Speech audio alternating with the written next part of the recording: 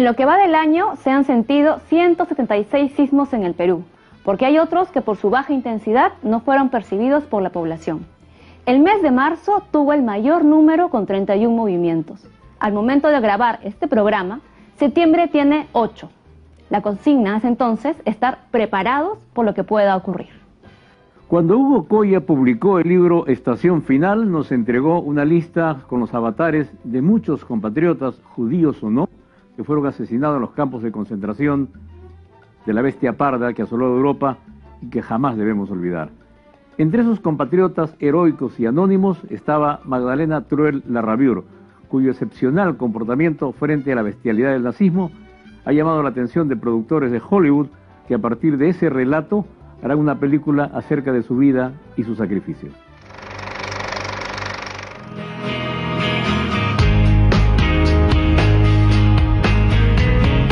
El 9 de septiembre de 1938, la Cancillería peruana envió una circular a todas las misiones diplomáticas en la que se prohibía, sin excepciones, que se concediera una visa a las personas que profesaran la religión judía o que parecieran serlo en razón de los nombres que lleven, de las señales étnicas que ostenten o de cualquier información verídica que hubiera llegado a su conocimiento.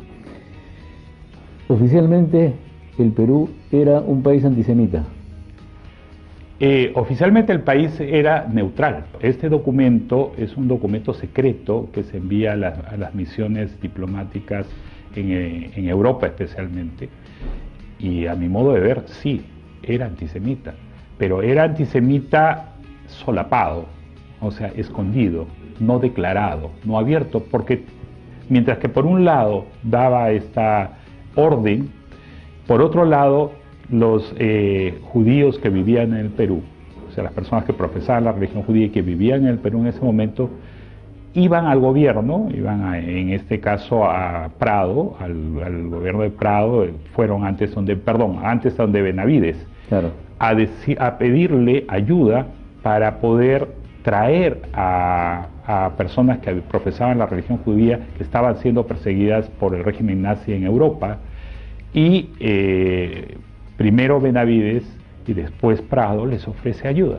O sea, había como un doble discurso. Por un lado se daba la orden secreta y por otro lado se les ofrecía supuesta ayuda. Tanto que le reconocen al gobierno peruano y le agradecen esto. Pero también hay otros elementos. En ese periodo la prensa era visceralmente a favor de los países del eje. O sea, había editoriales, titulares, mucho antes evidentemente que se conociera el Holocausto, el exterminio y todas las atrocidades que hoy conocemos. La gran prensa peruana estaba a favor de Alemania y sus aliados. El partido nazi tenía una célula muy activa acá en Lima que actuaba sin ninguna duda, abiertamente realizaba marchas, hacía propaganda. En el Congreso de la República había debates abiertamente antisemitas, donde había congresistas que propugnaban la prohibición del ingreso de comerciantes que profesaran esa religión. La más infame de todas es la del Congreso Judío Mundial, que en octubre de 1942 le pide a la comunidad judía residente en el Perú que gestione ante el gobierno el envío de niños huérfanos para ser adoptados por las familias judías residentes en el Perú y que no le costaría ni un centavo al Estado peruano, y sin embargo no lo atienden.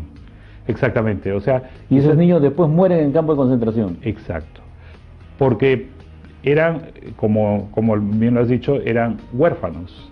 Entonces lo que estaba haciendo el Congreso Judío Mundial era buscar padres adoptivos o alguien que se hiciera cargo para que no hubiera la excusa de los nazis, para que como no tenían protección eran una carga para el Estado, entonces por lo tanto ser deportados a los campos de concentración.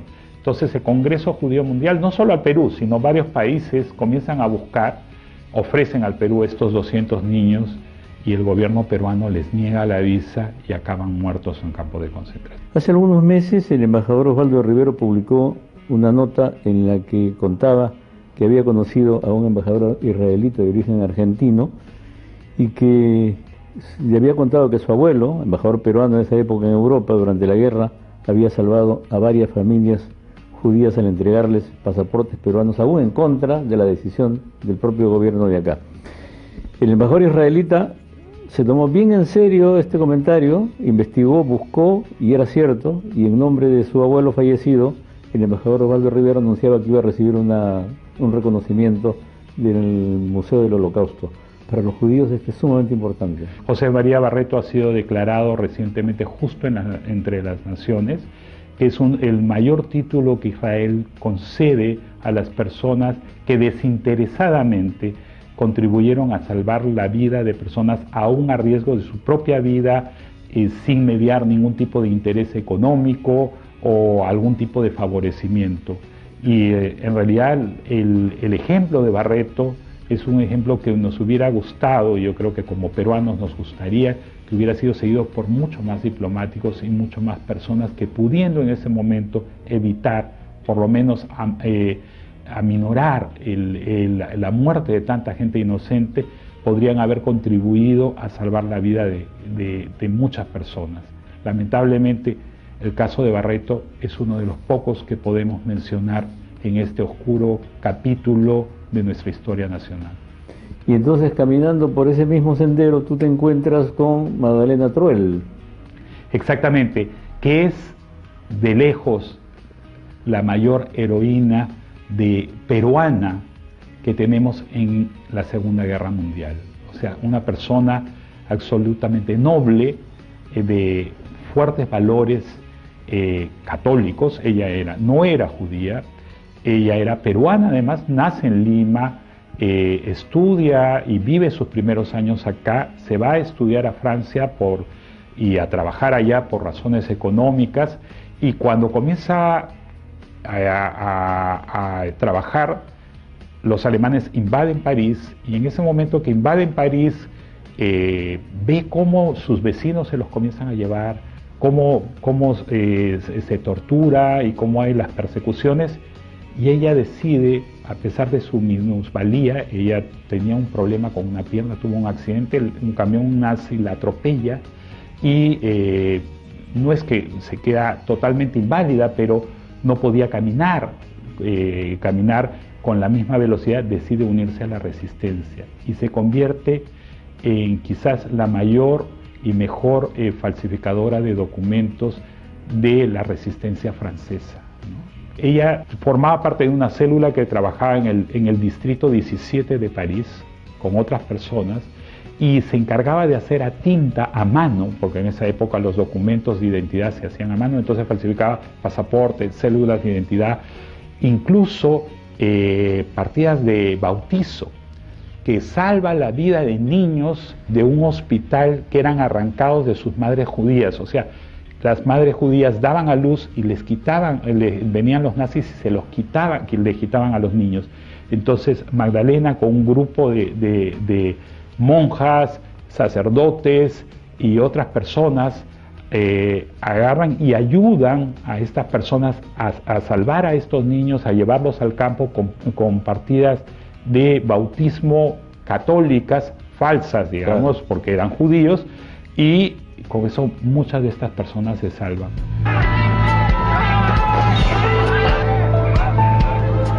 Has descubierto una heroína que no conocíamos. Sí, y realmente me siento muy contento y muy orgulloso de ser el instrumento de que conozcamos a alguien que nos debe llenar de profundo orgullo. O sea, Magdalena Truell era una persona absolutamente noble, desinteresada, porque ella, a diferencia de muchos otros, ella tenía su pasaporte peruano.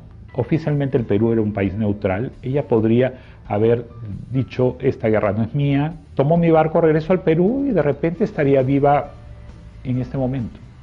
Sin embargo, ella, al ver la persecución de personas con peores circunstancias que ella no era una persona rica, decide unirse a la resistencia e intentar salvar a otras personas. Hasta que la capturan. Hasta que la capturan. ¿Qué pasó con ella?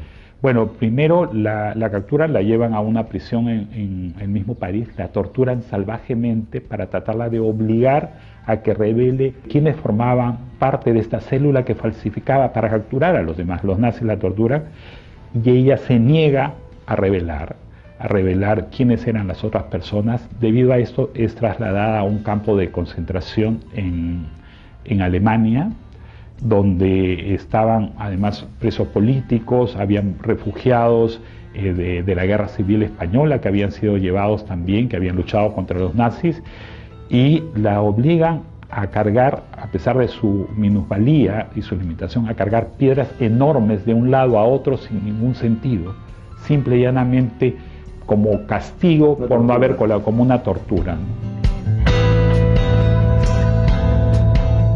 A pesar de esta, digamos, supuesta debilidad física, ella consigue sobrevivir, y días antes de cuando los soviéticos avanzan por el frente oriental y los ingleses y estadounidenses avanzan por el lado occidental para acercar a los alemanes en Alemania, lo que ordena el régimen nazi es la liberación de todos los campos para borrar todo vestigio del Holocausto. Entonces, los pocos que habían sobrevivido a los campos de concentración los obligan a abandonar y los llevan en una cosa que se llama las marchas de la muerte. Ella logra sobrevivir y es obligada a abandonar el campo de concentración, avanza varios kilómetros en unas marchas terribles porque era gente pues que estaba anémica, sin alimentos, en medio de la lluvia, sin ningún tipo de ropa apropiada para marcha, destruida por todas las torturas y todo, devastada por las, ¿no?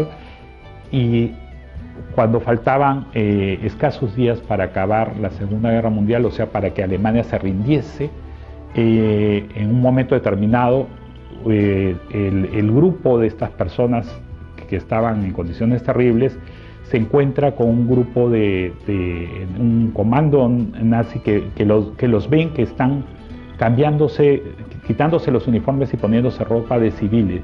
Ellos en ese momento entienden de que efectivamente la guerra estaba a punto de acabar, que los nazis estaban huyendo. Comienzan a celebrar y el oficial que estaba a cargo de este destacamento que llevaba a estos presos la golpea salvajemente y producto de esos golpes ella fallece.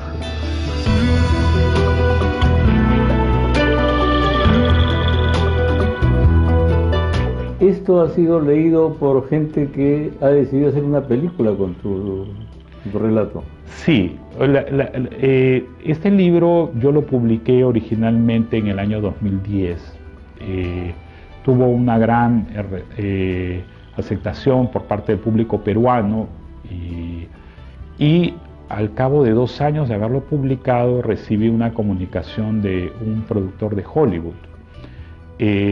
Inicialmente yo, la verdad, con cierto escepticismo, con ciertas dudas, me dijo que se había enterado del libro y me pedía autorización si podían traducirlo, porque la productora donde trabajaba, que es una productora vinculada a grandes estudios de Hollywood, les había interesado las historias que yo contaba ahí. Y yo, la verdad, no lo creí mucho, ¿no? Pensaba, ¿no? Es que era una de esas cosas que uno recibe y dice, bueno, si usted dice, ¿no? Con cierta incredulidad. Y al cabo, bueno, por supuesto. Claro, bueno, sí, si usted dice, no tengo ningún problema. Además no era una traducción para que vendan el libro, sino para que ellos lo lean. O sea, además me estaba pidiendo, decir, cualquier persona puede traducirlo, claro. Se sienta libremente teniendo el libro en la mano. Y al cabo de 2 años me comunican de que habían decidido formalmente llevar al cine la historia fundamentalmente de Magdalena Truell, pero también se va a incluir algunos otros personajes de mi libro Estación Final.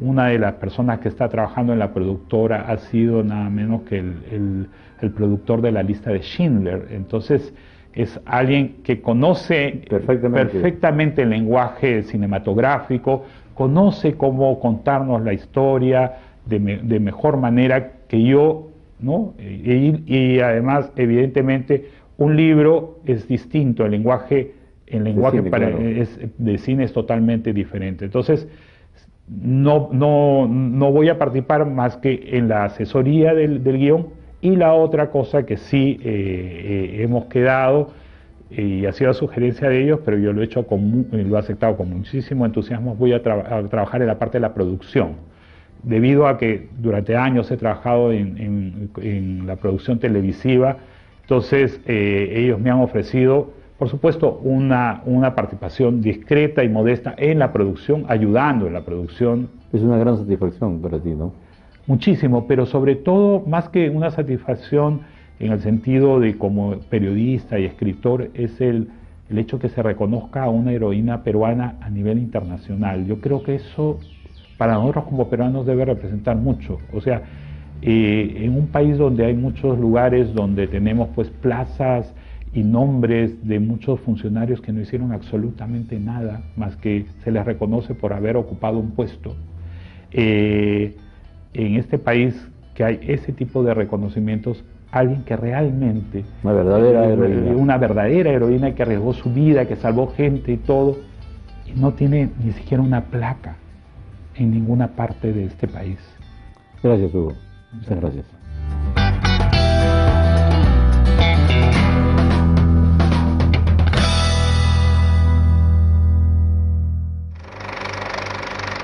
Gracias a Hugo Coya por revelarnos estos actos heroicos, sobre todo el de Magdalena Truell, y recuperar su memoria como ejemplo de vida para las generaciones venideras y para nosotros mismos.